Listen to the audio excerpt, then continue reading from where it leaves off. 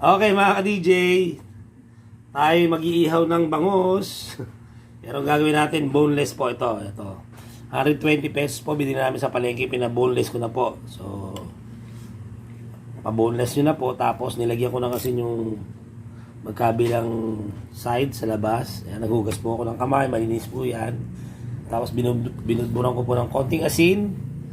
Itong loob ng bangus. Tapos naghiwa lang ako ng kamatis, sibuyas, onion leeks, asin, nilagyan ko po, yan. Tapos siling berde, yung panigang. Tapos ilalagay lang po natin dyan. Yan. Yan, napuno na natin, ganyan po mangyayari. Tapos ang gagawin po natin yan, ipo-fold natin yan. Tapos lalagyan natin ng foil po, yan.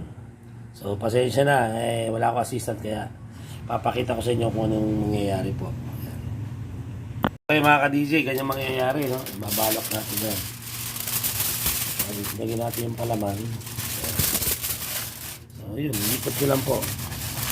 So hindi ko na may papakita ko na lang yung pag natapos wala kasi akong assistant. Okay mga ka-DJ, yan, ganyan ang itsura niyan. Yan, o. Diba? Pwede na. Tapos magpapaningas na tayo ng baga. Ang kagandahan po kasi pag boneless, yung bangus na ihawi nyo, iwas hassle na po. Hindi kayo matitinig mas dire-diretso pagkain. Kasi dati po hindi namin pinapabonus. Ang hirap, maraming tinig. Okay, magpapaningas na tayo ng baga at iihawi na natin to. Mamaya papakita ko po yung sausawa na gagawin natin. Simple lang po. Okay mga ka-DJ, ayan, sinalang na natin. Wala mabilisan lang paggawa ko na itong grills na ginawa ko, walang paa no? Dapat pala may paa talaga para madaling pwede naman itong padugtungan Ayan, papadugtungan natin. Dapat talaga may paa para nakaangat. Ang hirap gawa ng patungan. Ayan, ganyan lang po, no? Pinalag ko sa foil.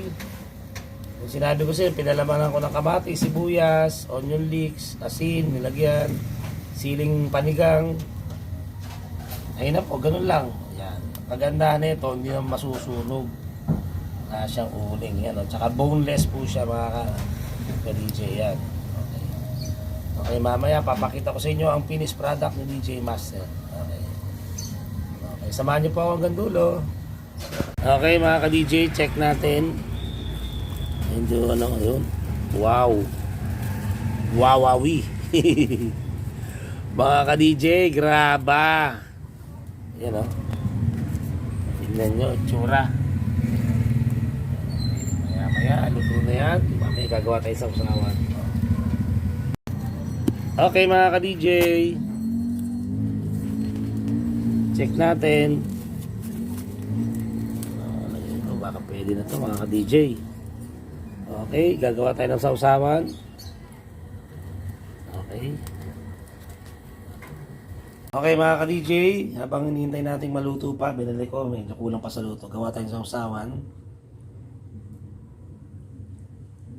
Toyo.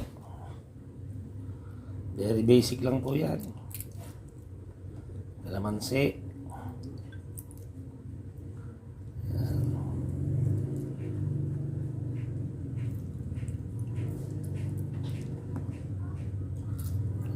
Medyo dinagdagan ko yung sausawan na ating kasi sana ko. Tapos lagyan natin ng siling labuyo at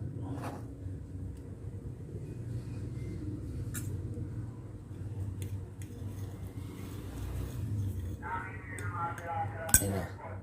Okay natin sausawan. Okay, mamaya titikman natin ang ating boneless na inihaw na bangus, yung boneless. Okay mga ka-DJ, siguro luto naman to, no? Yun lang, medyo may kahirapan lang pala magluto ng naka-foil.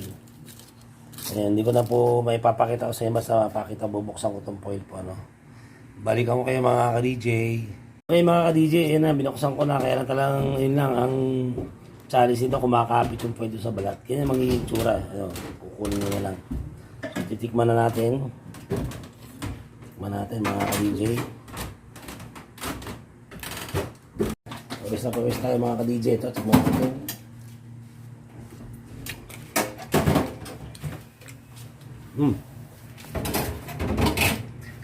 Ayos na ayos. Okay. Sana po nagustuhan nyo ng mga aking binahagi na boneless bangus na inihaw yon. Hanggang sa muli, ito po si DJ Manny. Nagsasabing laban lang. God bless you all. Dito naman tayo babati. Salamat.